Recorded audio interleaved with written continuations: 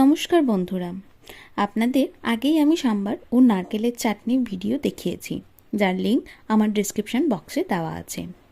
তো ভাবলাম ওই সাম্বার এবং চাটনি কি দিয়ে খাওয়া যেতে পারে, তাই আজ বানিয়ে নিলাম ইডলি, যার ভিডিও শেয়ার করছি আপনাদের সাথে।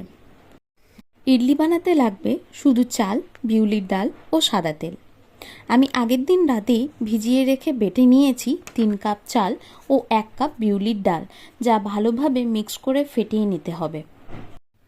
6:6 আওয়ার্সের রেশিওতে রাখতে পারলে ভালো হয়। 6 ঘন্টা ভিজিয়ে রাখা ও 6 ঘন্টা বেটে ফেটিয়ে রাখতে পারলে ভালো হয়। অনেকে আপনারা চাইলে 12 ঘন্টা বা 24 ঘন্টার আওরে ফার্মেন্টেড হতে দিতে পারলে আরও ভালো হতে পারে। এবারে ইডলি স্ট্যান্ডে আঙুলের সাহায্যে সামান্য করে সাদা তেল লাগিয়ে ব্যাটারটা এবারে দিয়ে দেব।